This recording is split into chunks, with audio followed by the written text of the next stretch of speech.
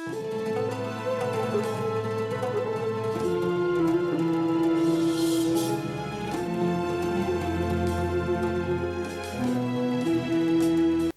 الله الرحمن الرحيم. الحمد لله رب العالمين، والصلاة والسلام على سيدنا وحبيبنا محمد وعلى آله وأصحابه أجمعين. خۆشەویستان و بەڕێزان، بینەرانی ئازیز، هاتینەوە خزمەتتان لە پرۆگرامی خۆشەویستیدا. سوپاس بۆ خۆی پەروەردگار، خۆی گەورە پاداشتی بەڕێزیشتان بداتەوە. بەرنامەکەمان پرسیاری یەکجار زۆری بۆ هاتووە. دڵنیا بن ئەو پرسیارانی بەڕێزتان بە ئەمانەتەوە تەسلیم بە من دەکرێ، بەڵام پرسیارەکانتان جێگەی ڕێز و تەقدیرن، نامەوێت بە دوو وشە بەسەریا تێ بپەڕم. ئەو پرسیارانی بەڕێزتان کردوتانن، دیارە پرسیاری سەدان و هەزاران خەڵکی تری وڵاتەکەمان و دەرەوەی وڵاتیشن. زۆر جار ئەولەوێتمان داوە بە ئەو پرسیارانی کە لە ئەوروپاوە زیاتر بۆمان دێ، چونکە بەڕێزانی تر کە لە ناوخۆی وڵاتماندان زیاتر لە مامۆستایانی ئاینیەوە نزیکن، دەتوانن پرسیارەکان لە شوێنی تریشەوە ئاراستە بکەن. بەڵام ئەو پرسیارانی کە ئاراستە دەکرێت، هەندێک خەڵک و خۆشەویستانمان گلەی ئەوە دەکەن وەڵامەکانیان دواکەوتووە. هی ئەوەیە هەر تەوەری من فریا دەکەم وەڵامی پرسیارێک بە جوانی بدەمەوە، هەروە بە سەرپێیی بەسەریا تێ نەپەڕین، بۆی دڵی جەنابیشت ئاو بخواتەوە و لە میانی پرسیارەکەی بەڕێزیشتەوە موسڵمانان سوودێکی زۆرتر لە ڕوانگەی ئاینی ئیسلامەوە ببینن ئینشاءالله تعالی. بۆیە ئەم جارە پرسیارێک کە ئاراستەمان کرا و وەڵام دەدەینەوە. ئەو بەڕێزش کە دیارە تەلەفۆنی زۆر بۆ کەناڵی دیمەن کردووە و پێداگیری کردووە کە ئەم هەفتەیە قسە لەسەر پرسیارەکەی بکەین کە ستەمی لێکراوە و دەرونی ئازاردراوە. ئینشاءالله پەیامەکەی بە من گەیشتەوە وەکو خۆی، بەڵام دەرفەتم نابێ ئێستا قسەی لەسەر بکەم، بۆ داهاتوو ئینشاءالله لە پێشترین وەڵامەکان وەڵامی ئەو بەڕێزە دەبێت. پرسیاری ئەم جارەمان کە تەوەرەکەمانە، پرسیارێکە لە ئەوروپاوە هاتووە. بەڕێزێک نووسیوێتی: من لە دەرەوەی وڵات دەژیم، زۆر قەلەقین بۆ کڕینی گۆشت و مریشک. سەرەتا پرسیارم کرد، وتیان حەڵاڵە، بەس ئێستای گوێم لێ دەبێت دەڵێن بە تەریقەی ئیسلامی سەریان نابڕن. لە دوکانە شەرقیەکانی خۆشمان هی خراپ دەهێنن، نازانم چی بکەم. ئەمە پرسیارەکە بوو. تەوەرەی بابەتی ئەم جارەمان ئەوەیە کام گۆشت حەڵاڵە و کام گۆشت حرامە. لە وەڵامی ئەو خۆشەویستەدا دڵین وبیللهی تەوفیق. خۆشەویستم، خاڵی یەکەم بزانە پەروەردگار زۆر گرنگی داوە بە خواردنی ئاژەڵەکان، گۆشتی ئاژەڵەکان و ئۆشتی باڵندەکان. لە سوورەتی ئەلەنعام ئاەتی 118 خۆی پەروەردگار دەفەرمێ: فەکولوا مما ذوکر اسم الله عليه إن كنتم بآياته مؤمنين. بخۆن لەو ئاژەڵانەی، لەو باڵندانەی کە ناوی پەروەردگاریان لەسەر دەبرێ لە کاتی سەربڕینیاندا، ئەگەر ئێوە بە ئاەتەکانی پەروەردگار بڕوادارن. بەڕێزان، سوپاسی ئەو بەڕێزە دەکەین کە لە ئەوروپاوە و هاوێنەکانی ئەو ئەلحەمدولله کوردانی ئێمە لە هەر شوێنێکی ئەم جیهانن، سوپاس بۆ ئەڵڵا پابەندن بە ئیسلامەکەیانەوە کە حەقی شەو دەبێ وابین. ئەوە تا خواردنی گۆشت پرسیارکردن لێی پەیوەندی بە ئیمانەوە هەیە، هەروە شتێکی سادە نییە. ئەوە نیشانەی ئیمانداری ئێوەی بەڕێزە کە لە وڵاتێکە وەکو وڵاتی خۆمان نییە، قەسابەکان ناناسی، شوێنەکان ئاشکرانین لە بەردەستە. ئەوە نیشانەی ئیمانی ناودڵی بەڕێستە و هاوێنەکان و کوردە خۆشەویستەکانی خۆمانە لەو وڵاتانە کە بە وردی دەپرسن کام خواردنە بۆ ئێمە حەڵاڵە و کام گۆشتە بۆ ئێمە حرامە. خوا پەروەردگار دەفەرمێ فەکولوا، کەواتە بخۆ، کەواتە گۆشت بخۆ، تەنها ڕووەک خۆر مەبە. خوای پەروەردگار ئاژەڵ و باڵندەکانی لەبەر سوودی تۆی مرۆڤ داناوە و جەستەی تۆ پێویستی بە گۆشت خواردن هەیە بە سنووری خۆی.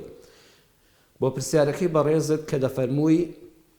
سەرەتا وتیان حەڵاڵە، بەس ئێستا گومانمان بۆ دروست بووە، ئەڵێن بە تەریقەی ئیسلامی سەر نابڕدرێن. حدیثێکی پێغەمبەر هەیە صلی الله عليه وسلم لە صحیحی بوخاریدا، دایکی ئیمانداران خاتو عایشە بۆمان دەجێڕێتەوە، دەفەرمێ أن قوما قالوا للنبي صلى الله عليه وسلم إن قوما يأتون باللحم لا ندري أذكر اسم الله عليه أم لا فقال سموا عليه أنتم وكلوه. دەفەرمێ کۆمەڵە خەڵکێک هاتنە خزمەت پێغەمبەر صلی الله عليه وسلم، وتیان ئێمە گۆشتمان بۆ دێ لەلایەن کەسانێکەوە، گۆشتمان بۆ دەنێردرێ، لا ندري، نازانین، ئەذکر اسم الله عليه أم لا، لە کاتی سەربڕینی ئەو ئاژەڵەدا ئەو باڵندانەدا کە گۆشتەکەی بۆ ئێمە دێ لە شوێنێکی دوورەوە بۆمان دەنێرن، نازانین بیسمیللایان لێ کردووە لە کاتی سەربڕینایان لا نەدری نازانین ئێمە نە لەوێ بووین نە کەسێکی شەیە بە دیاریانەوە بوو بێ. پێغەمبەر صلی الله علیه وسلم فەرمووی سەموا عەلەیه ئێوە لە کاتی خواردنە بیسمیللای لێ بکەن و بیخۆن ئەنتم وەکولوه سموه عەلەیه ئەنتم ئێوە لە کاتێکە کە دەیخۆن بڵێن بسم الله الرحمن الرحیم وەکولوه بیخۆن گوێ مەدەنێ. ئەمە ئەسڵ وایە کە حەڵاڵ بێ کەواتە عینی پرسیارەکەی جەنابەت دڵی نازانین تۆ ئەو گۆشتە نازانی بیسمیللای لێکراوە بە طەریقەی ئیسلامی سەربڕدراوە بۆیە لەبەر ئەوەی لا نەدری نازانی معلومات نییە وەکو ئەو جەماعەتەی کە عەرزی پێغەمبەریان کرد صلی الله علیه وسلم لە ماڵی ئێوە بیسمیللای لێ بکەن و بیخۆن. بەڵام ئەزیزم گرنگ ئەوەیە ئەم بابەتە لەسەری نووسرابێ حەلال لەسەری نووسرابێ بە طەریقەی ئیسلامی سەربڕدراوە. ئیتر تۆ پێویست ناکە خۆت تووشی گومانکەی دەڵێن ئەو دەڵێنە هیچ نییە خۆ کەسەکە بە دیارێنەوە چۆن سەربڕدراوە. جارە بەنسبەت بیسمیللایەکەوە بیسمیللای لێ کرابێ یان نا ئەو بیسمیللایە بەواجب داناندرێ بە بەڵگەی ئەم فەرمودەی ئیمامی بوخاری کە لە حەدیث صەحیحا هێناوێتی چونکە کە پێغەمبەر صلی الله علیه وسلم فەرمووی نازاندرێ لەوێ بیسمیللا لە سەربڕینا کراوە یان نا ئێوە لە کاتی خواردنە بڵێن بسم الله الرحمن الرحیم. بسمیللای کاتی ناخواردن سنەتە. ئەگەر بیسمیللای کاتی سەربڕین فەرز بوویایە سنەت لە جیاتی فەرز ناکەوێ کەواتە ئەویشیان هەر سنەتە بە قیاسی سەرەوە ئەویشیان سنەتە. چەند زانیاریەک لەسەر بیسمیللاهی کردن لە کاتی سەربڕینی حەیواندا یان کەسێک سەگێکی ڕاوی هەیە تاژیەکی هەیە ڕاوی پێدەکا یان کەسێک باڵندەی بازی هەیە دەینێرە بۆ ڕاوکردن وەکو لە کەنداوە هەیە لە وڵاتانی عەرەبیدا ئەگەر کەسێک ڕاوی بەوانە کرد لە کاتێکا کە سەگەکەی بەڕەڵا کرد یان بازەکەی هەڵدا بۆ ئاسماوتی بسم الله الرحمن الرحیم ئەوەی کە بۆی گرت و خۆی لێی نەخوارد و بۆ خاوەنەکەی هێنایەوە حەڵاڵە. ئەگەر سرت بڕی مریشکەکە یان هەر باڵندەیەک یان ئاژەڵێک سرت بڕی وتی بسم الله الرحمن الرحیم قەسابەکە وتی بسم الله الرحمن الرحیم ئەوە حەڵاڵە. ئەی ئەگەر نەیوت ئەگەر لە بیری چوو زانایان 5 ڕەئیان هەیە کە بەم شێوەیە. یەکەمیان زانایانێک دەفەرمون کە مەسەبی ئیمام مالیک و ئەبوو حەنیفەیە ئەگەر کەسێک لە بیری چوو کەسێ مریشک سەر دەبڕێ ئەوەندە مەشغوڵە وڵا لە بیرم چوو بسم الله لێ نەکردو ئیشکال لەبێ قەسابێک گۆلکێکی سەر بڕیەوە لەو کاتەیە ئاژەڵەکە عەزیەتی ئەدا هەر لە بیری چۆتەوە بسم الله بکە هیچ زەرەرێکی نییە گۆشتەکەی حەڵاڵە. دەڵێن ئەگەر بەعەمدی بسم الله نەکرد ئەبوو حەنیفە و ئیمام مالیک ڕەحمەتی خۆیان لێ بێ دەفەرمێن ئەگەر بەعەمدی بسم الله نەکرد سەر بڕەکە لە بیریشی بوو هەر نەیوت بسم الله ئەوە ناخورێ. ڕەئی دووەم کە ڕەئی ئیمام شافعی مەسەبی خۆمانە دەفەرمێ بسم اللهکەی بە ئەنقەس نەکرد یان لە بیری چوو هەر دروستە ئاژەڵەکەی یان باڵندەکە بخورێ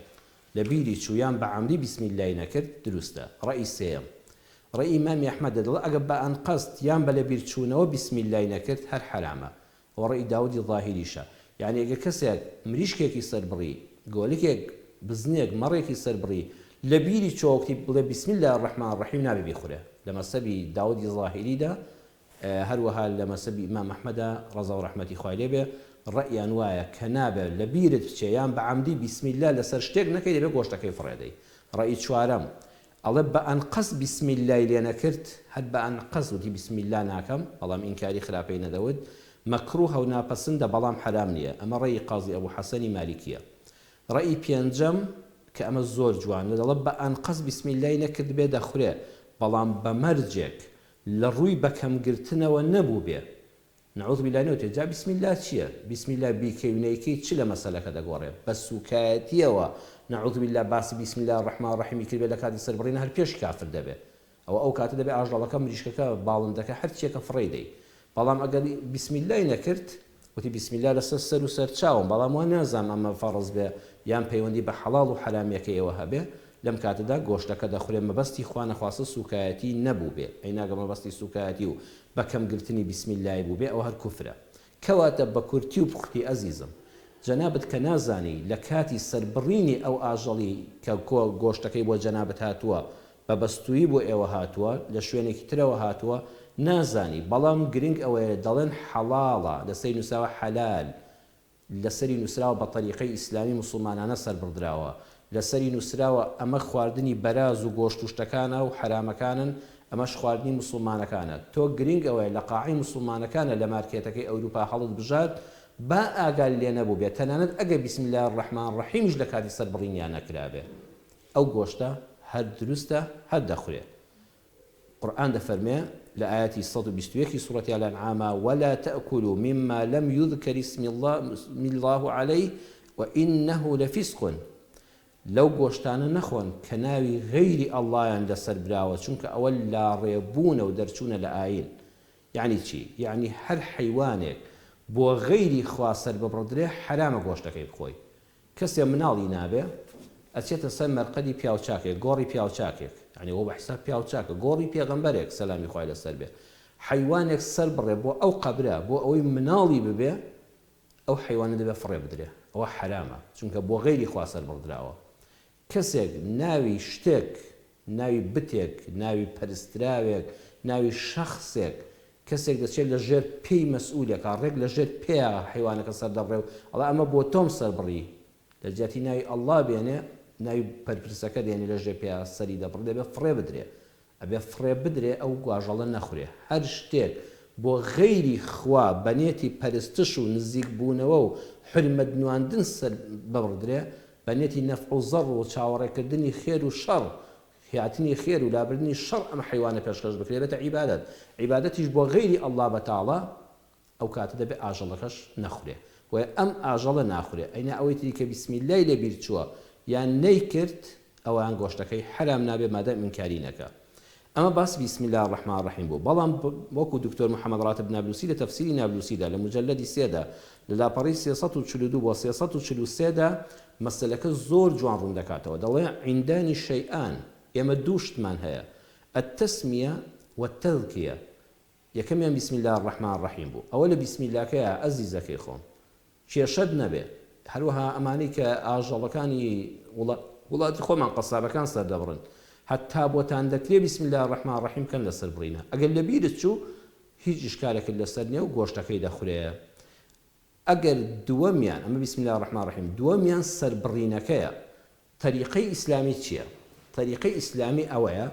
کە سنەتی پێغەمبەر صلی الله عليه وسلم ئاوا ئاژەڵ سەربڕانی فێر کردووە. طریقەی ئیسلامی ئەوەیە دەبێ لە لای گردنیەوە ئاژەڵەکە سەر ببڕدرێ، هەردوو بۆڕی هەناسە و خواردنی سوورێنچک و بۆڕی هەناسەی بە یەک جار بە یەک لێدانی چەقۆکە لەسەری کەلەیدا هەردووچیان بە یەکەوە ببڕێ و هەردوو دەمارەکانی لاملی کە پێیان دەوتێت دەماری خوێنبەر و خوێنهێنەر هەردووچیان ببڕێ بە یەک کڕەت بیان بڕێ. بەڵام دەستوری ئیسلامی ئەوەیە ملی ئاژەڵەکە ناشکێنێتەوە، واتەی بە یەک کڕەت سەری لێ ناکاتەوە. بۆ حکمەتەکەی لەوەدایە کە ئەگەر سەرەکەی لێ کردەوە دەست بەجێ نوخاعی شەوکیت پچڕان دەبینی جەستە و سەرەکەدا، ئەو کاتە خوێنەکە وەکو پێویست نایەتە دەرەوە. چونکە لە ڕووی عیلمیەوە مێشک کاتێک کە برینێکی بەردەکەوێ، کاتێک کە قوڕقڕاقی ئەم ئاژەڵە هەڵ بڕێنرا و بۆڕی هەناسە و خواردنی پچڕێنرا سەر بڕدرا و دەمارەکانی شاخوێنبەرەکانی پچڕێنران، یەکسەر مێشکی ئاژەڵەکە داوا دەکات بەریدێکی بەپەلە دەنێرێ بۆ دڵ، ئەڵێ برینێک لەسەر بۆم هاتووە، خێرا خوێنم بۆ بنێرە. دەبینی چۆن ئەو ئاژەڵە هەموو لەشی دەجوڵێتەوە، ئەو خوێنە فیچقە دەکا. ئەگەر ئەو خوێنە ئاوا ڕۆی هێشتا سەر وا ئەزانێت بەس برینێکە، نازانێت تەواو سەریان لێ کردوێتەوە چونکە پەیوەندیەکە ملەکە نەشکاوەتەوە، تەواو سەرەکە لێ نەکراوەتەوە. ئەم گۆشتە لە دوای یاسەیری کە چەند ئاڵ و جوانە هەرچی پیسی بێتیان نەماوە، خوێن زۆر موسیبەتە لە ناو گۆشتا بمێنێتەوە. بۆی ئیسلامی ئێمە دایمە پاکترینمان دەداتێ. بەڵام ئەگەر سەرەکەت یەک کڕەت هەمووی لێ کردەوە ئەوەشیان حرام نابێ. بەڵام ئەو گۆشتە تەڕ و تاز و پاک و خاوێنە نابێ، بەڵام لە ڕووی شەرعیەوە حرام نییە. کەواتە جەنابەت کە لە ئەوروپا گۆشت دەکڕی بەس ئەوەندە لەسەری نووسراوێ حەڵاڵە و لە قاڵبی گۆشتە حرامەکان کە بۆ خۆیان وەکو بەراز و هاوشێوەکانی و خنپێنراوەکان دەیخۆن، الحەمدا بە ویژدانی شەو لەوێ دەڵێن ئەمە حەڵاڵەکەیە، ئەمەش کە خۆمان بە ئەوروپی هینی دەکەین ئەوتر وازی لێدێنین تۆ دەیخۆی نایخۆی ئارەزووی خۆتە. مادەم ئەمە دەت پێوترا خۆشەویستم ئەو کەسێن پرسیارەتان کردووە لە ئەوروپا، دڵی خۆت مەخەی هیلاکەتەوە. ئەسڵەن ئەگەر سەرەکەشی بە یەک جار بە یەک مەشینەی کارەبایی لێی دابێ و سەری پەڕاند بێ ئاژەڵەکە هەر دروستە. بەڵام کە دەڵێن طریقەی ئیسلامی ئەوەیە ئارزم کردن بۆری هەناسە و بۆری خواردن و هەردوو ڕێگەکانی شاخوێنبەرەکانی بە یەک کڕە دەپچڕێندرێ، بە یەک لێدان دەپچڕێندرێ، بەڵام سەرەکەی لێ ناکرێتەوە تا تەواو لەشی سار دەبێتەوە، ئەمجا سەرەکەی لێ دەکرێتەوە. ئەمە طریقەی ئیسلامیە. بەڵام جارش کە دووبارەی دەکەمەوە گەت لە شوێنێکە حیوانەکان هەڵواسران و بە یەک ئامێرێک مەکینەیەک لێی دا و خێرا سەری پەڕاند ئاژەڵەکە خوێنەکەی هەلێ دەرەچێت بەڵام وەکو پێویستمان نابێتەوە تۆ بۆ دروستە بیخۆی بەڕێزان ناوبڕێکمان هەیە لە دوای ناوبڕەکەەوە ئینشاءالله هەندێک قسەی تر لەسەر وەڵامی پرسیاری ئەو بەڕێزە ئەگە دەرفەت هەبوو دەکەین و لە دوای ناوبڕەکەشەوە جەنابتان دەتوانن ڕاستەوخۆ بەو دوو ژمارەی کە لەسەر شاشەی کەناڵی دیمەن دەیبینن پەیوەندیمان پێوە بکەن ئێمەش لە خزمەتتاندا بین. بسم الله الرحمن الرحیم. دووبارە سڵاو و ڕەحمەتی خوای پەروەردگارتان لێبێ بینەرانی زۆر ئازیز و بەڕێز هاتینەوە خزمەتتان جەنابیشتان لە ئێستا دەتوانن بەو دوو ژمارەی کە لەسەر شاشەکە دەیبینن پەیوەندیمان پێوە بکەن تا وەرگرتنی پەیوەندیەکان چەند شتێکی تر لەسەر ئەو پرسیارەی کە باسی ئەو گۆشتانەی کە لە ئەوروپا دێنە بەردەستی موسڵمانانی ئێمە حەڵاڵن یان حرامن هەندێک بابەت ماوە بەڵام دیارە ئێستا ڕاستەوخۆ پەیوەندیەکمان لەگەڵایە با فەرمێ خات و فریشتە فەرموو. ئەمەساگیان سەلامی خوال لێبێ سڵاوی خوا لە بەڕێستاندا دەیگەن هەپا دەرسی خۆت ئێستافەگە و باتە ئینشاءالله. زۆر سپاس لەگەڵ جەنابیشتاندا. مامۆستاگیان ئەگەر ئەژێن نەبێ بەسەر ئەسپی سوێوە غار بکەیت و لە پشتەوە تەقەو لێ بکرێ بدرێ بە ناو سکتا ئەو خەوە پێشبینی چییە کات؟ بەو خۆی خات و فریشتە داوای لێبوون دەکەم ئێمە با بەرنامەکەمان نەکەین بە خەو چونکە بێت و وەڵامی خەو بدرێتەوە ئەوە یعنی وامان لێدێ بەرنامەکە ئێمە لە جیهانێکی واقع عادەژین با واز بە خەو بێنین بەسەر بە حرمەتی تەلەفۆنەکەت بیسەرانیش بەرچاوڕوون بێت من خۆم ئەو خەوەم بینی نەگەوتەوە قتاوەقت کوڕێکم سارە لە یا وەفاتی کرد بۆی ئەڵم ئایا خەو پێشبینی کراوە دەربارەی خەو ئەگەڕوونکردنەوەیەک بێت. خۆشەویستم دادەگیان باوەڕکە لە ناو کتێبخانە گەورەکانی خۆمدا تا ئێستا بەس کتێبی خەون نامەم نییە ینی تا ئێستا بۆ یەک جاریش لە تەمەنما سەیری مانای خەوم نەکردووە چونکە لە ژیان ئەوەندە خەو دەلالە لە چییە تا خەو دەلالەت لە چییە ئیشەڵا هەر بەعام بە شکڵە عامەکەی باسێکی خەوت بۆ دەکەم بۆی تۆزە دەرونی جەناب بەسەر چاو خات و فریشتە. مامۆستاگیان ئەی قەزا و قەدەر چییە ئەگەر ڕوونکردنەوەی کشمان دەربارەی قەزا و قەدەر ئەویش ئەوە هەرچەند بابەتێکی درێژە بەڵام هەر بە حرمەتی تەلەفۆنەکەی تۆ لەسەر وشەی قەزا و قەدەر و ئەزمەعین ئینشاءالله خوشکە باشەکان من خۆم بە ئەو خەوە بەبینینی ئەو خەوە گەشتەوە نەگەشتەوە وەختاوەخت کوڕێکم سارە لە یا وەفاتی کرد یعنی چۆن لە خەوەکە فیشەکەگیان نا بەسەر دڵمەوە بەس لە پشتۆپیان نام نەمزانی کێ بوو ڕێک نەگەشتەوە وەختاوەخت جەرگم بڕە. یا ربی خوای زای بەخێرت داتەوە ئینشاءالله پاداشت لای خوایە لە قیامەتە لە بەهەشتا بە ئازیزەکەی خۆت شاد دەبیەوە جارشکە کە دابڕانێک لە قیامەتانی خوا بەوە پاداشت دەداتەوە هەردوو لاتان بەڕێزی من خۆم بۆی ئەو خەوە باسەکەم ئەڵم لەوە چێ هەنێ شت پێشبینی کراوە بێ داوە لە خوا بکەین خێرێ بکەین سەدەقێ بکەین خەیوا ئەبینین بۆی ئاسەواری خراپ بە دوای خۆیانێنێ ئایا ئەم شتانە هەیە لە شەرعا دروستە بەسەر چاو ئینشاءالله من لەسەر زۆر سپاس خوشکە باشەکەمدا دە فریشتەگیان سەر چاومدا دەکەم. خاتو نور فرمو. السلام عليكم ورحمة الله وبركاته مامۆستا. عليكم السلام ورحمة الله خاتو نوری خۆشەویست و عزیز دادەگیان. مامۆستا سەربرن بێ سەرفراز بێ خوا ئیشاڵڵا چی پێت خۆشە لە دنیایە و لە دنیاکەی دیت خوازدات ئەمن بەسایت و بەسایی جەنابەت زۆر زۆر داوا لێبردن لە بابم کرد گەردەنی خۆش و ئازادی گەردەنم ئازا کرد لەگەڵ ماڵێ هیچ عیبەکەم نییە بەخۆم زۆر زۆر مامۆستا کەسێکی دڵڕوو ناکەم قسەم شیرنە بەڕاستی بەبێ مجامەلا بەبێ هیچ خوای لۆمی زەبە خاتیت و گەردەنی هەموو عالەمێ ئازادەکەم ئەوانی ئەزیەتم بەرەن ئەوانی یعنی لەگەڵیشم باسن وەرە الحەمدلله هیچ منەکەم نییە مامۆستا من یەک بەخۆم زۆر ئەو دعای دەکەم ربي إني مسني الضر وأنت أرحم الراحمين لا إله إلا أنت زور زور دكم صلاتي زور للدم يعني زور حزم لي قداسي أو دعاء نروم بكرة سربني ما مستعبراتي زور زور خوز قبره خون باي باري خون باي عندم خوز ندريسي زور زور إن شاء الله رزق بتاوكان خون بدبينم زۆر زۆر سپاس بۆ دادە نور خوشکە بەتاوەکانی خۆم بەڕووناسیەکە خۆم دێمەکرد شیرناتەکەی چاوکاربوونەوە من لۆ دەینم دەڵێم ئەوەبی بەلەوە ماڵێستان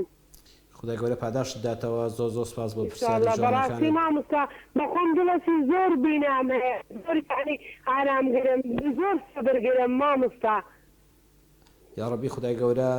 ئینشاءڵڵا پاداشت داتەوە، دنیا و قیامەتت هەر ڕووناکە بە ئیزنی خوایەوە. دڵ ڕووناکانن کەسانی نابینا.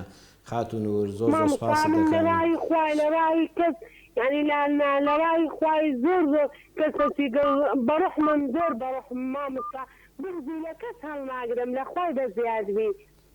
ئینشاءڵڵا پاداشتی تۆ لای خوایە. ئەڕاحیمونە یەرحەمهم الرەحمان. ئەو کەسانی کەوا بە بەزەیین پەروەردگاریش بەزەیی پێیاندا دێتەوە. ئەو کەسانی کە دووریان پڕن لە ڕەحم و بەزەیی ئەو نیشانەی خوای گەورە خۆشی دەوێت. چونکە خوش بەزەیی بۆ کەسانی دەدێتەوە ڕەحم بۆ کەسانی دەکات کە ئەهلی ڕەحمن. پرسیارەکان گەیشت خاتون و دەستەکانت خۆش بێت. بەڕازی بێدا دەگیان سەرچاوم خوارد لەگەڵ. برایانی کۆنتڕۆڵ دەنگەکەمان زۆر پێی پێویست نییە. دەنگەکە بێهێز بوو کاکە برایانی کۆنتڕۆڵ. نا ئێستا دەنگەکە باشتر بوو. خات و کاڵە فەرموو. السلام علیکم مامۆستا. سڵاوی خوا لە خوشکی بەڕێزم. خات و کاڵە فەرموو. چۆی مامۆستا چی؟ وەڵڵا الحەمدوللا سەلامەت دنیا خوا. خات و کاڵە بوو لە دەنگی جەنابن ناگە. برایانی بەڕێزدار لە کۆنتڕۆڵ خەلێلێکمان هەیە یەک ناوبڕی بچووک وەردەگرین تا ئەو کێشەیە چارەسەر دەکەین. ئێستا ڕاستەوخۆ دێنەوە خزمەتتان ئینشاءڵڵا. خات و کاڵە بوو لە دواتر دەتوانین پەیوەندیمان پێوە بکەیتەوە.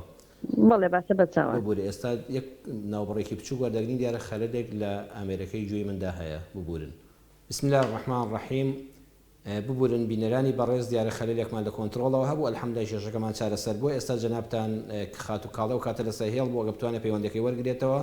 یان تا ئەو دێتەوە سەرخەت بەڕێزێک تر کە بەو ژمارەی لەسەر شاشەکە دەیبینن پەیوەندی بکەن. ئێمەش لە خزمەتاندا دەبین ئینشاءالله تعالى. خات و لەنجە لەسەر هێڵی تەلەفۆنە فەرموو. بەڵێ فەرموو. مامۆستا سەلام عەلەیکم. عەلەیکم السەلام و ڕەحمەت الله و بەرەکات. خوشکی من. والله الحەمدوللا لەخوا بەزیاد بێ. ئێوەش باشن دادەگەن.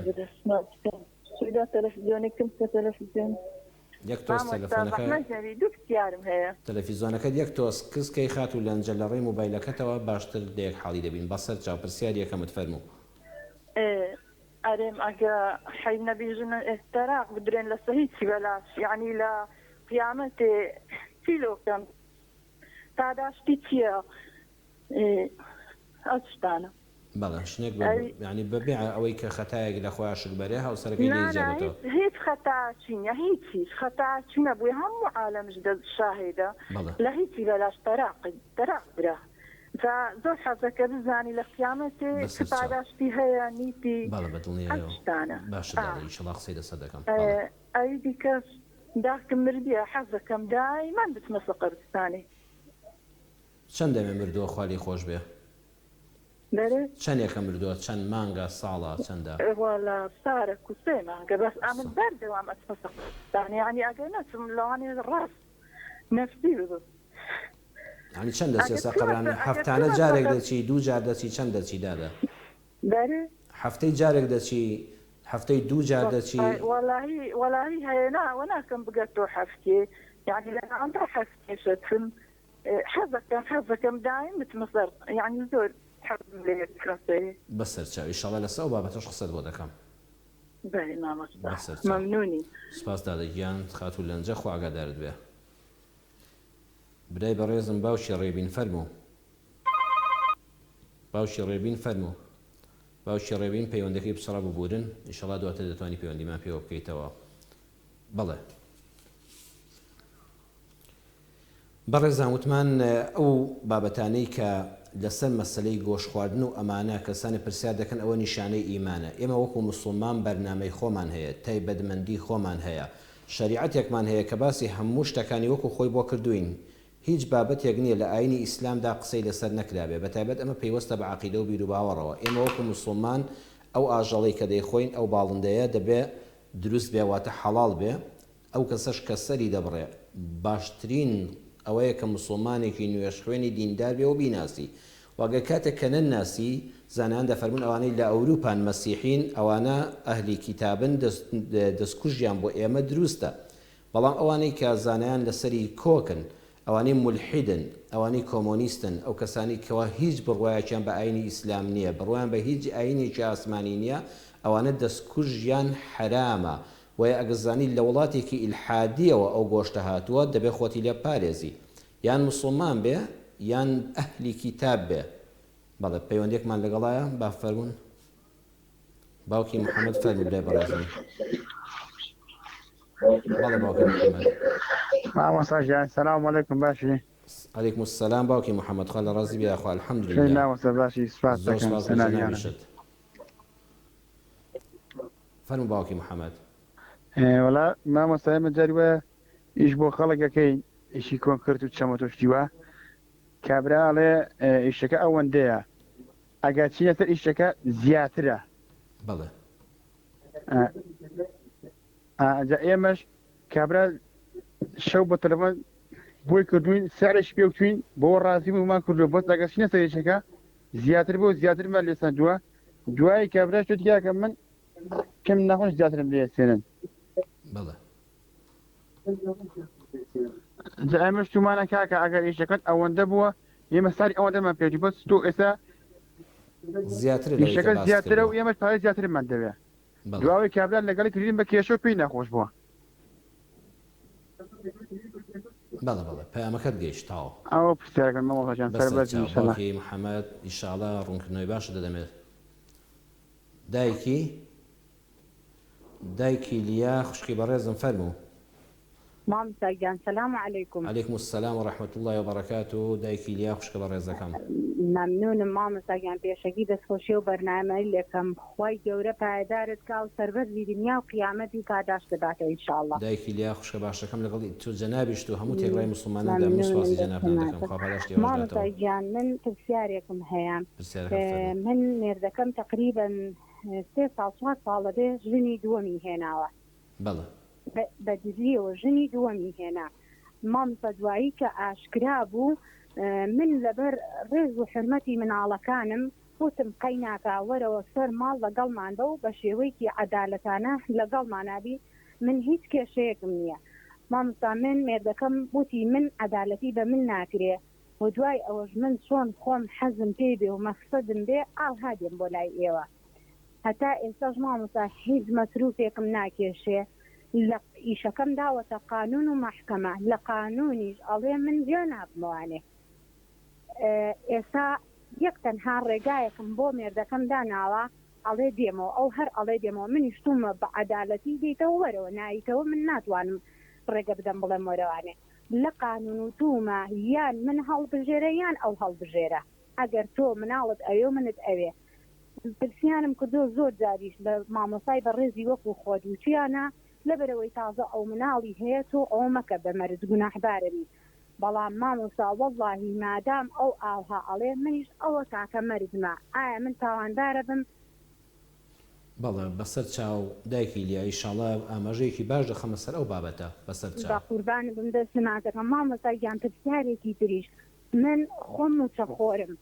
وعدمدا بەڵام نەمکرد بە نەزر گوتم شەرت بێ بەس تائین بم لە شوێنێک ئەوەی لە تواناما بێت ئەبێ هەموو ساڵێک من قوربانی بکەم ئێستا تقریبا وا 3 ساڵ ئەوێت من ئەو قوربانیم نەکردووە ئایا گوناحبارە بم یان بووە من ئەخرەوەی کە نەتکردو ئیمکانیەتەکە لە دەستانە بوو پارەت دەبەست بەڵێ ئەوەی کە نەم کردووە لە توانام کە لەگەڵ خوای خۆم ئەو شەرتم کردووە وتومە لە هەر شوێنێک کە تائین بم ئەبێ من هەموو ساڵێک قوربانی بکەم بەس ناوی نەزرم نەهێناوە بە هیچ شێوەیە بەسەر چاو ئیشاڵڵا هەردوو پرسیارەکەت ئاماژەی دەخەمە سەر دایکی لیا بەسەر چاو خوشکە باشەکەم سپاس بۆ جەنابێت خوا لە ڕازی بێت دادی گیان سەر چاو خوشکە باشەکە پەیوەندی ترمان نەماوە ناتوانین بەڵێ ببورن دیارە برایانی بەڕێز دەڵێن کاتەکات بەشی هەر وەڵامدانەوە پرسیاران دەکات بەڕێزان خاتوکاڵە دیار لەسەر خەت بوو کە پچڕا داوای لێبوورنی لێ دەکەین لەگەڵ باوکی ڕێبینیشدا پەیوەندەکە لە لای خۆیەوە پچراوە ئەو بەڕێزانش کە ئێستا لەسەر هێڵ بوون نەمانتوانی جوابیان دەینەوە کاتەکە هەر بەشی ئەمەندە مەجالەمان لە بەدەستایە داوای لێبوورتان لێ دەکەم ئینشاڵڵا لە دەرفەت و بەرنامەکانی داهاتوودا لە خزمەتتاندا دەبین هەم وڵامی پرسیارەکانتان وەکو جارش کە بیرتان دەخەمەوە دڵنیا بن وڵامی پرسیارەکانتان نافەوتێ و بە ئیزن و ڕەحمەتی خوای پەروەردگار هەر کەس لە ئاستی خۆیدا وڵامی دەدەینەوە و تەلەفۆنەکانیشتان بەئیزنی خوای گەورە هەر لە خزمەتتاندا دەبین. باسی ئەوەمان کرد ئەو ئاژەڵەی کە دەیخۆی پەیوەندی بە دین و ئیمانتەوە هەیە. ئەلحەمدوللا ئەو کەسانی کە لە ئەوروپا ئاوا خەمخۆری دینەکەیانن، ئین کنتم مؤمنین، ئەوە نیشانەی ئیمانداریتانە. موسڵمان نابێ بڵێ حەزم لە چی بوو دەیخۆم. ئێمە دینێکمان هەیە پابندی کردوین بە پاکترینەوە لە ڕووی ئاژەڵەکەەوە. ئەوەتە بەداخەوە دەڵێ ئەوانەی شەرقیەکانی خۆمان کە موسڵمانەکان نشتی خراپ دێنن، کەەوە پێدەوتێ ئەلجەلالە. ئەلجەلالە واتە ئەو ئاژەڵەی کەوا پیسخۆرە، علەفی پیسی ئەدەنێ، بە خواردنی پیس بەخێو دەکرێ. ئەو برا بەڕێزەم ئەگە بتوانن ئێوە شوێنەکەتان گونجاو بێ بوو، ئەگەر گونجاو بێ بۆ ئەوەی کە ئەگە مریشکێکتان کڕی مەسافەیەک لای خۆتان چەند ڕۆژێ 3-4 ڕۆژە بەخێویکەی بە گەنم و دانەوێڵی پاک بەخێویکی، ئەوە شتێکی زۆر باشە.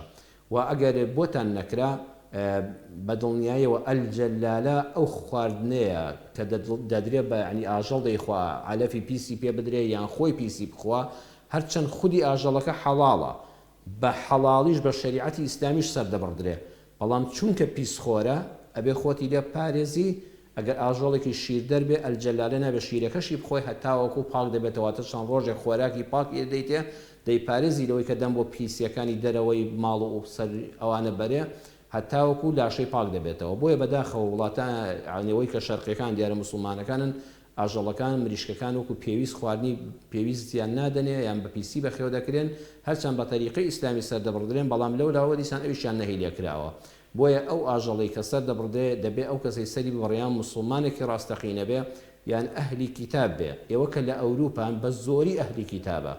وەکو لە کتێبە شەرعیەکان دەفەرمێ ئەوانە بە زۆری نەساران یان ئاینەکانی ترن، گۆشتی دەستیان دەخورێ و ئەگەر لە مەعمەلەکاندا بێ ئەو مەعمەلانە تەندروستن. تۆ خۆشەویستم، هەر ئەوانی کە لە ئەوروپان گرنگ ئەوەیە لەسەری نووسرابێ حەڵاڵە، گرنگ ئەوەیە لەسەری نووسرابێ ئەمە بەشی خواردنی موسڵمانانە، ئەمە بە طریقەی ئیسلامی شەریعەی ئیسلامی سەربڕدراوە. ئیتر تۆ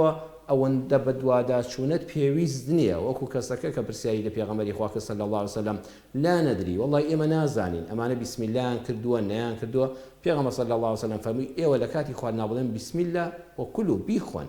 ئەوەندە بابەتەکان قوڵ مەکەنەوە.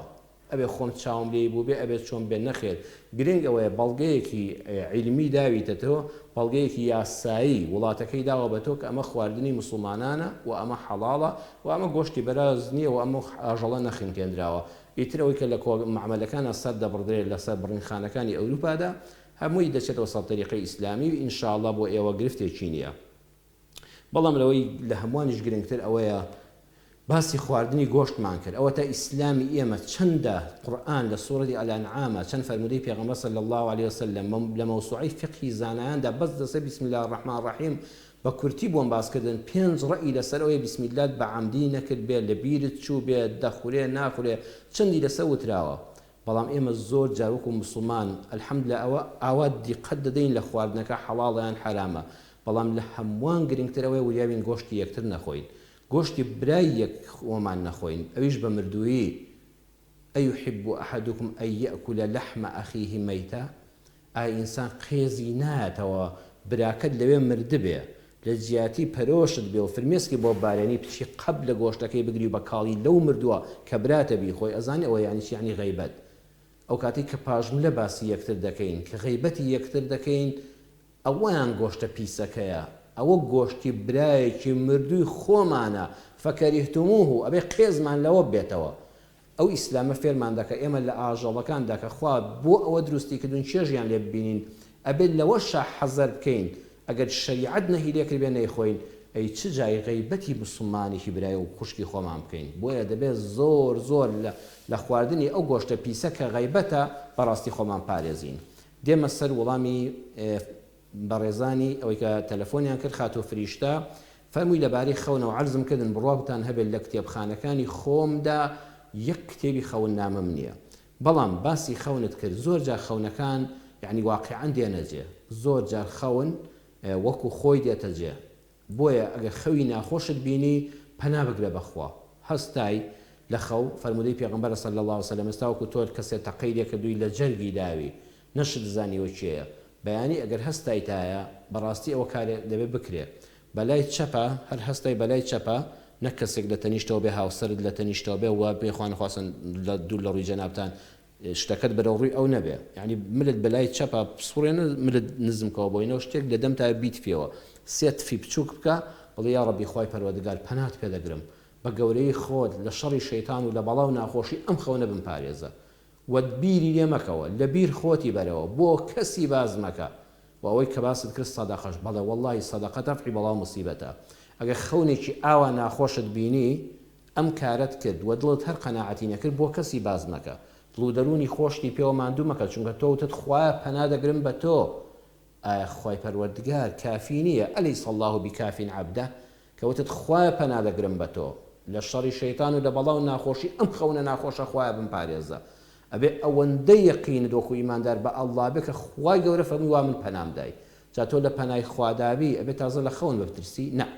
بەڵام وەڵڵی سەدەقەش دەفعی بەڵاو موسیبەتە هەر کاتێک شتێکی ئاوات بینی بە پێی توانای خۆت بە پێی ئیمکانێتی مادی ماڵی خۆت وەڵی دەتوانانی مریشکێک بکڕی بۆ خۆت قەینەژەمێک مەی خۆبی خەماڵی منداڵێکی نازداری بێ باوکەوە ئەزانی چەند کەیفیان خۆش دەبێ وەڵڵاهی دوعای خێرت بۆ دەکەن و لە ئاسمانەوە کە ئەو بەڵایانە دێن بە دوعای خێری ئەو منداڵە بێ باوکانە ئەو دایکە یەتیمانە خوای گەورە ئەو بەڵایان لەسەر لا دەدا ئەو هەژاری کە چەند مانگێکە موچەی وەرنەگرتەوە گۆشتی نەخواردەوە 1 کیلۆ گۆشت بۆ ماڵ منداڵەکەی بەری بە بێدەنگی بیخەیتە دەستیانەوە ئەزانی چەند کەیفیان خۆش دەبێ وەڵڵی خوای گەورە موسیبەتەکانت لەسەر لا دەدا بەڵێ باواقعاً سەدەقە دەفعی بەڵاو موسیبەتە ئەو کاتێک کە دڵن ناڕەحەت و بە خەونێکی ناخۆش پەنا بە توندی بگرێ بە پەروەردگار و یەقینیشت هەبێ کە خوا پەنات دەدا ئەیناگە بێت و بەردەوامی شەیطان لەو ڕێگای ئەو فێر دەبێ حتا تۆ دڵت بە خەونی ناخۆش ناڕەحەت بێ شەیطان جارش کە هەمان فلیمت وە لە خەوا بۆ لێ دەداتەوە بۆی ئازاری تۆی موسڵمان بدە بەڵام کە پەنات گر بەخوا یەقینت هەبێ شەیطانیش ناتوانێت زەفرت پێبەرێ و خەونی ناخۆشی ترت پێ بینێ و سەدەقە و بەڵام موسیبەتیش دەجێڕێتەوە قەزا و قەدەری خوای پەروەردگاریش ئەوەیە ئێمە یەقینمان هەیە پەروەردگاری ئەرز و ئاسمانەکان کە لە نەبوونەوە ئێمە دروست کردووە علمی ئەزەلی بەوە هەیە کە ئێمە چیمان لێ دێت تووشی چ دەبین بۆیە علمی خۆتان مەخەنە پاڵ علمی الله سبحانه وتعالى ئەو خالقە ئێمە مەخلوقین شتەکان دێک حاڵی نابین ئەگە وریان نەبین ئەوە خوایە دەزانێ هەمووی چی ڕوودەدا بەڵام ئاگامان لەوە بێ هەموو شتێکیش نەخەینە پاڵ قەزا و قەدەری خوای پەروەردگار هیچ شتێک بەبێ ئیرادەی ئەڵڵا نابێ هیچ شتێک بەبێ ئیرادەی خوا نابێ بەڵام خوای پەروەردگار بە هەموو بابەتەکان ڕازی نییە ولا يرضى لعباده الكفر کەسێک کوفر دەکە نەعوذ بالله کافرە بەخوا زمانی ئەوەندە درێژ کردو دژی خوا پێغەمبەر صلی الله علیه و سلم قسە دەکات ئێخۆ بەبێ ئیرادەی خوا ئەم زمانە ناسوڕێ خوای گەورە دەتوانێت سەد جەڵدەیەک لە زمانیدا مێشکی بتەقێنێ بەڵام نە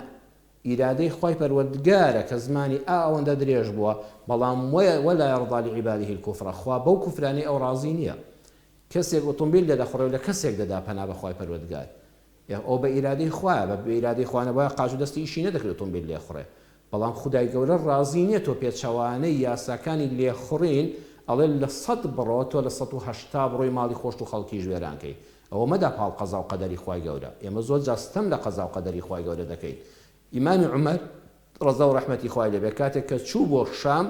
لە ڕێگادا بیستی تاعون هەیە نەخۆشی کۆلێرا هەیە کە لە ناوبەرە خەڵکی لە یەکتری دەگەڕێنەوە فەرمووی دەگرنەوە فەرمووی یەکسەر دەگەڕێمەوە ئەبا عوبەیدە فەرمووی ئەی ئیمامی عومەر چۆن دەگەڕێیتەوە لە قەزا و قەدەری خوا ڕادەکەی فەرمووی نەفر من قەدەر الله إلى قەدەر الله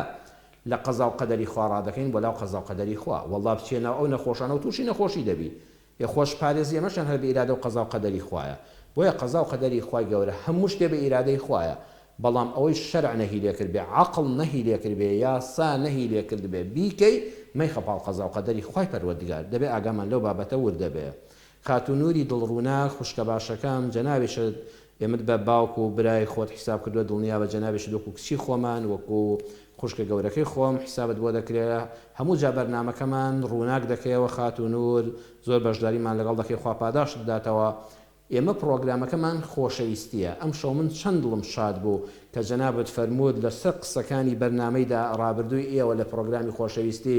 یەکسەر گردنی باوکمم ئازاد کرد یەکسەر پەیوەندیم پێوە کرد خۆزگەی ئەمە پرۆگرامی خۆشەویستیمان ئاوا بۆ حەلی مشکیلەکان بێ بۆیە ناویشمان ناخۆشەویستی لە ڕێی ئەم بەرنامەیەوە خۆشەویستی بجێڕینەوە ناو خێزانەکان بەردەوام قسەی خێر بکەین ئینشاءالله تا دەرفەتمان هەیە ئەگە خەڵکەکەش وەکو جەنابەت ئاوا بە قسەی بکردینایە خاتونور ئەی دڵی من و ئەم هاوکارە بەڕێزانم چەند شادمان دەبوو لە بەرنمەیەکەوە بینی کچێک و باوکێک چاک بێتەوە تۆ دەفەرمووی بەردەوام دوعای خێر دەکەم بەم لا إله إلا أنت سبحانك إني كنت من الظالمين دوعای یونس پێغەمبەر سەلامی خوای لەسەر بێ فاستجبنا له وڵاممان دایە ونجيناه من الغم لەغەم و پەژارە ڕزگارمان کرد وكذلك ننجي المؤمنين مژدە بۆ تۆیە بۆ منە بۆ تێکڕای ئیماندارانە بیسەران و بینەرانی ئەم بەرنمەیە هەر کەسێ ئەم دوعای یونس پێغەمبەر لە دڵەوە بخوێنێ خوای گەورە وەکو یونسی ڕزگار کرد لە خەم و پەژارە وكذلك ننجي المؤمنين دڵنیابن هەرچی ئیمانداری ئومەتی محەممەدی صلی الله عليه وسلم بە بەرەکەتی ئەم دوعای خوا لە خەم ڕزگاری دەکا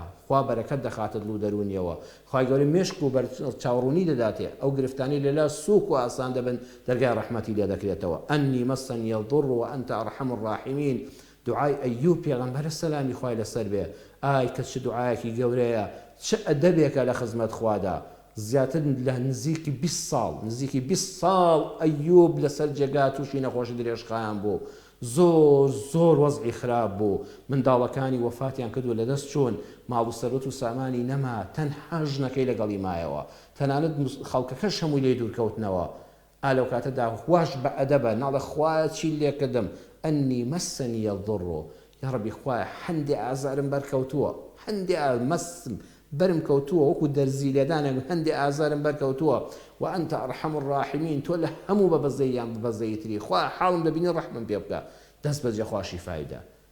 أو يقين لدعاء كردنا وكو بيغمبران سلامي خوان لسابه أو أدب لخزمتي بالودقارة درقاء رحمة اللي دكاتوا أفرمي زور صلاوات ددم لبيغمبري عزيز صلى الله عليه وسلم والله هركس دمي بالصلاوات به خوشويستي بيغمبر صلى الله عليه وسلم أمر روشي أوي حتى بوتان دكري خاتونور و هەموو بینەران و خۆشم بەردەوام زمانمان تەڕ و پارا بێ بە سڵاوەتدان لە دیداری محەممەد صلی الله عليه وسلم سەلات و سەلامی خوا لەسەر ئەو پێشەوای دنیا و قیامەتەمان بێ هەر کەسێ ئەهلی سڵاوات بێ خوای پەروەردگار خۆشی دەوێ خاتونور ئینشاءالله تۆ دڵت ڕووناکە و خوای گەورە ئاواتەکانت دێنێتە جێ و دەستەکانت خۆش بێ خاتو کاڵە بوو لەو کاتێدا کە جەنابەت پەیوەندیت کرد قسەکانیشمان وەرگرتن بەڵام خەلەلی کۆنتڕۆڵمان هەبوو ئینشاءالله بەرنامەکانی داهاتوو لە خزمەتان دەبین خاتو لەنجە فەرمووی ژنێک بە بەرلاش تەلاق بدرێ لە قیامەتا پاداشتی هەیە ئەی چۆن پێغەمبەر صلی الله عليه وسلم دەفەرمێ هەر کەسێک لەم دنیادا یەک خەمێک یەک پەژارەیەک لە ڕابردوو یان خەم بۆ داهاتوو یعنی خەمێک هەیە لە ڕابردوو ئازاری داوی ئێستا خەفەتی پێ دەخۆی خەمەکەی هێشتا نەهاتووە بەڵام ئاوانجی ڕەوات هەیە دڵی خوا تۆ بڵێ پێی بگەم ئاواتەکەت ڕەوایە شەرعیە دروستە ئێستا خەمی پێدەخۆی فەرمووی تەنانەت دڕکێک کە بە پەنجەتا دەچێت دڕکێک فەرمووی ئیلا خوای گەورە پاداشتێک دەداتەوە و گوناهێک لەسەر ڕەش دەکاتەوە پاداشتێک و ڕەشکردنەوەی گوناهێ ئەگەر دەرزیەک دڕکێک بچێ بە پەنجەتا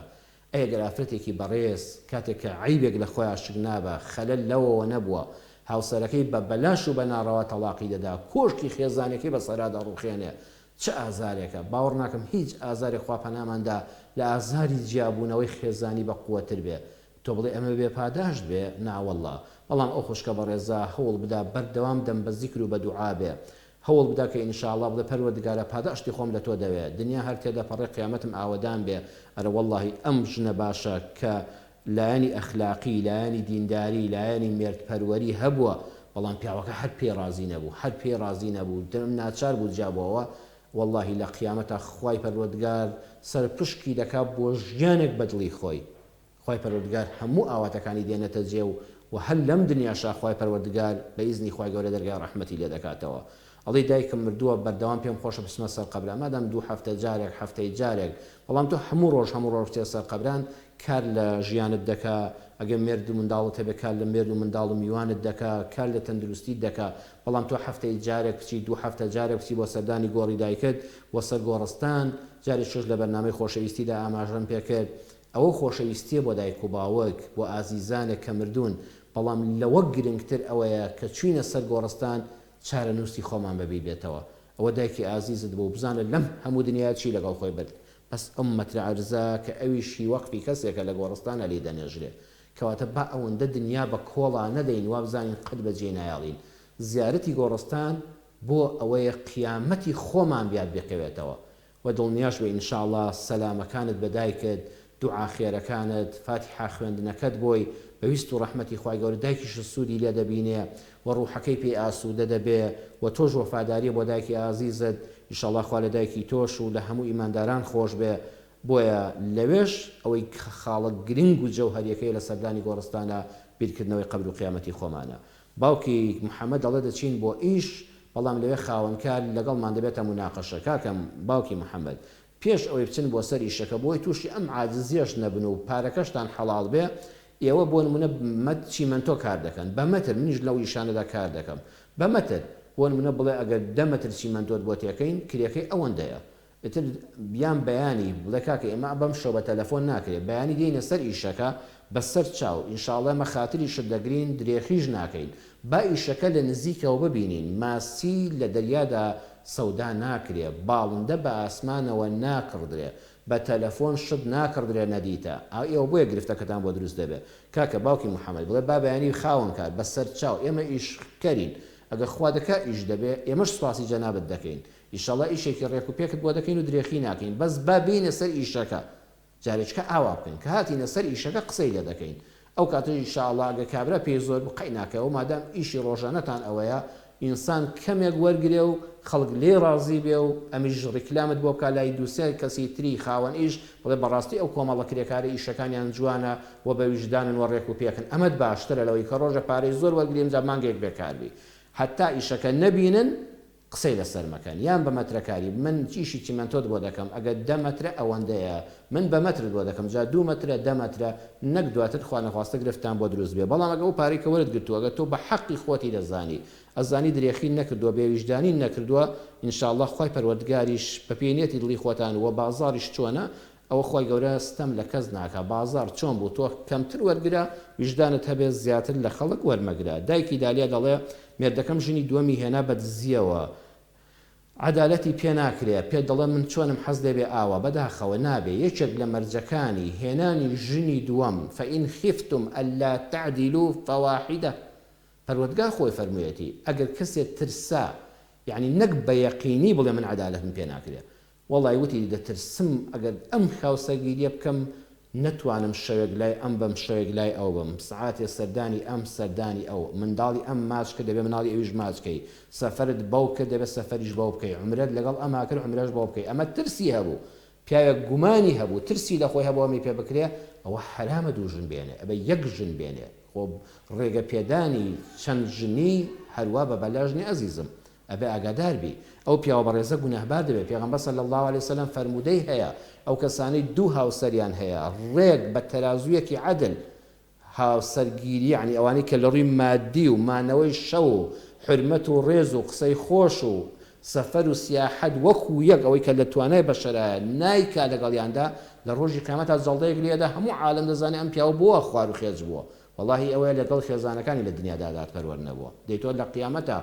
جەڵدەی قیامەت لێدا و ڕیسوای قیامەت بی ئەبێت ئەگەر سێ چوارژنت هەبێت لە دنیادا شتامێکی هەبێ، بەڵام دایکی لیە ئێستا ئینشاءڵڵا مەیخەم مەرج یان منیان ئەو مادەم تۆ کۆمەڵە مناڵت هەیە، ئەو ئافرەتەش تازە شووی کردووە، تازە کارەکان ترازاون، ئەو ئەگەر عەدالەت بێ لە نێوانتاندا جەنابەت کارێکی حەقی شەرعی خۆت و یاسایی خۆت داوا کردووە، ئەگەر هەر نەیکرد لەم برای خۆتی وەرگرە لەبەر خاتری منداڵەکانت لەبەر حرمەتی خۆت قەت لەبەر قیامەتی خۆت مەیخەم مەرج، چونکە ئەگە ئەو بژنە تەلاق داتەوە ئەویش ماڵوێران دەبێ، ئەویش یعنی بەڕاستی سەرگەردان دەبێ، خوا نەخواستە لەوانەیە تووشی ژیانێکی تاڵ بێ، تۆ قەت ئەو کارە مەکە، تۆ ستەمت لێ کراوە بەڵام جارێش کە تۆ مەبە بەزاڵم، ئێستا کانە فرسەتێک بێنی یان من یان خۆم بە تەلاقدان دەدەم یان ئەو بە تەلاقدان دەی، نەخێر بڵێ قەی ناکە، ئەگە عەدالەتمان لە نێواندا بکەیت پاداشت لای خوایە و ئێمەش دڵخۆش دەبین، ئەگە عەدالەتشمان نەکەی من ماڵی کەس تۆ ماڵی من وێران کرد ناڕەحەتت کردم، بەڵام بە زمانی من بە مەرجی من ماڵی کەس وێران ناکەم، پاداشت لە خوا بوێ خوشکە باشەکەم بە قسەی برای خۆت بکە قەت بیر لە جیابوونەوە مەکە، لەسەر منداڵەکانی خۆت دانیشە تەنانەت وا بزانە کە مێردن نییە، بەڵام خۆ خوایەکەیە خوایەک پەروەردگارێک هەیە قەت ئەو کەسەی ستەم کار بێ ناگەێنێتە قیامەت، هەر لەم دنیا تۆڵی مەزلومان دەکاتەوە. ئەڵێ موچەخۆرم وتم ئەگە شەت بێ تەعین ببم بەڵێنم دابعی نەزرن نەکردەوە، تۆ دیارە نێتەکە شتەرەوە بۆ تا توانام هەبێ هەموو ساڵە قوربانی بکەم، بەڵام 3 ساڵە بەهۆی نەبوونی و دیارە موچەکان وەکو پێویستین و مەسرفاتی خۆت و منداڵەکان زۆر بۆ مێردەکەت وەکو پێویست دەڵیم بۆ بە زمانی خۆت دەڵی مێرد مەسرفم ناکێشێ ئینشاءڵڵا گوناهبار نابی یعنی قوربانی حتا بۆت بکرێ هەموو ساڵێ بیکەی باشە بەڵام واجبی ساڵانەش نییە لە مەسەبی شافعیدا واجبی ساڵانە نیە بەتایبەتی تۆ کە موچەخۆری ئێستا کە لەسەر منداڵەکانی خۆتی و مێردەکەت وەکو پێویست لەگەڵتاندانیە و خزمەتی منداڵەکانت دەکەی والله خوای گەورەی ئینشاءڵڵا هەموو ساڵە بە ئەجری قوربانیەکەی بۆ نووسیوی ئەگە خوا ئیمکانیەتیشیدا دایمە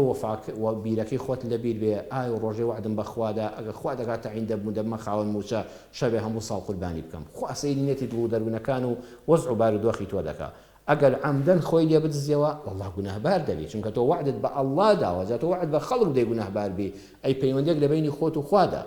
خێریش لە ماڵەکە نبینی بەڵام بەخوا کاتێک کە نەتبێ یان منداڵەکانی خۆت محتاج بن یان موچەکەت پێداویستەکانی ژیانت پڕ نەکاتەوە خۆی گەورەش ئاگای لە نێتی دڵەکەتە هەر بەوەی کە لە دڵەوە پێت ناخۆشە قوربانیەکە نەکردووە خوا بەهۆش پاداش دەداتەوە ئینشاءڵڵا لەسەر منداڵی خۆت دانیشە بە قسەی برای خۆت بکەوە ئەس لە محکەمەش بێنە محکەمەی ئەڵڵا لە هەموو محکەمەکان گەورەترە قەت دادگای سەرزەوی ناتوانێت مەزلوم حەقی تەواوی بۆ وەرگرێ و حەقیش لە زاڵم بکاتەوە ئەوە تەنها حەسمی خلافە دادگای دنیا بەڕێزان بەس حەسمی خلاف دەکا واتە ناهێڵی کێشەکان لەوە گەورەتر ببن برینەکان لەوە زیاتر ئاڵۆز ببن گریەکان ئاڵۆزتر بن بەڵام قەت دادگای سەرزەوی و دادوەر ناتوانێت حەقی مەزلوم لە زاڵم بکاتەوە بەس حەسمی خلاف دەکە هەموو یاساناسانی ئێستا کە گویان لە دەنگمە ئەو بابەتە لە من باشتر دەزانن بەڵام ئەو دادگایی کە لە ئاسمانە کە ئەڵڵایە تۆ دادی خۆت بسپێرە بەو ئیشی خۆت بسپێرە بەو شێرەژنانە لەسەر منداڵەکانی خۆت دانیشە قەت بیر لە جیابوونەوە و وشەی تەلاق مەکەوە قەت مەیکە بە مەرج بەرامبەرەکەشم بەبێ ماڵی وێران بێ وەکو ژیانی منی تاڵ کرد تۆ ئەوە بسپێرە بەخوا لە برای خۆتی وەرگرە دڵنیام خوای گەورە کارت بۆ ئاسان دەکات بەڕێزان بەم چەشنە بەم وەڵامدانەوەی هاتینە کۆتایی بەرنامەی پرۆگرامی خۆشەویستی ومێدەوارم ئینشاءڵڵا خۆشەویستی ئێمە و خوای پەروەردگار زیاتر پتەوە بکەین پەیوەندیمان لەگەڵ خوادا چاکەین کێشەکانی سەرزەوی بۆ خۆیان چاک دەبن خۆشەویستیمان بۆ ئەڵڵا زیادکەین بۆ پێغەمبەری خوا صلی الله علیه وسلم زیادکەین وەڵای خۆشەویستی ئێمە و بەندەکانی خوش زیاد دەبێت با لەگەڵ یەکا بە خۆشەویستی بژین با ڕق و قینە و تۆڵەکردنەوە و گیانی ئەوەی کە ستەم لە یەکتر بکەین ستەمم لێکراوە دەبێن منیش وەک تۆ زاڵم بم ئەو بیرە لابین گیانی لێبوردەیی و عەفو و چاوپۆشی ئینشاءڵڵا پاداشتی قیامەت بێنینە بەرچاوی خۆمان خوای گەورە پاداشتی جەنابتان بداتەوە بۆ تەلەفۆنەکانتان بۆ پرسیارەکانتان خوای گەورە پاداشتی ئەو بە ڕێزانەش بداتەوە کە لەم بەرنامەدا لەگەڵمان داماندوو بوون ئێستا بەخوای پەروەردگارتان دەسپێرم ئەو پەروەردگاری کە سپاردەزایە ناکە وەسەلام عەلەیکوم وەڕەحمەتوڵڵاهی وەبەڕەکاتوه